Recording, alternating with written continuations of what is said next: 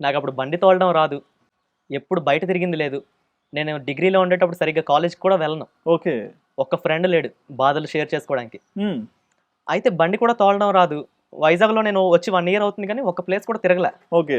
రోజు అపార్ట్‌మెంట్ పైనుంచి చూస్తే అందరూ ఫ్రెండ్స్ బండ్ల మీద ముగ్గురేసి, ఇద్దరేసి గ్యాంగులు తిరుగుతూ ఉంటారా? హ్మ్. చూసి అయ్యో! అందరూ ఎంజాయ్ చేస్తున్నారు. నేనేంటి ఒక్కడినే మిగిలిపోయాను. ఇది, అది అనుకునేటప్పుడు నేను డిగ్రీ ఫైనల్ ఇయర్ వచ్చేసరికి ఎవరో ఒకరిది సెకండ్ హ్యాండిల్ బండైనా కొనుక్కోవాలి.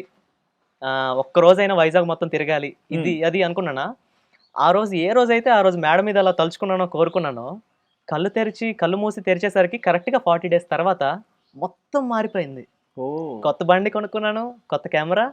మిగిలిన డబ్బులన్నీ ఇంటికే అంటే ఇచ్చేసాను. ఎంతొచ్చింది ఇటు రెవెన్యూ? ఫస్ట్ ఆ చంద్రయాన్ వీడియోస్ క్లిక్ అయిన తర్వాత ఆ మంత్ 6.5 లాక్ వచ్చింది. 6.5 ఆ! లాకా? అదే నా హైయెస్ట్ ఇన్‌కమ్ పర్ మంత్‌కి. 1500 నుంచి వితౌట్ ఎనీ బ్యాటింగ్ ఆడితే promotions. 6.5 without any lakh. Promotions. Only YouTube రెవెన్యూయే. అదే.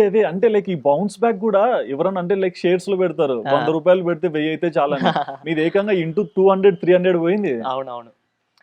ఆ మంత్ 6.5 లాక్ వచ్చింది. ఓకే. తర్వాత నెల 4.5 లక్షలు. ఓహ్! 2 నెలల్లో 10 లక్షలు. హ్మ్. అవును.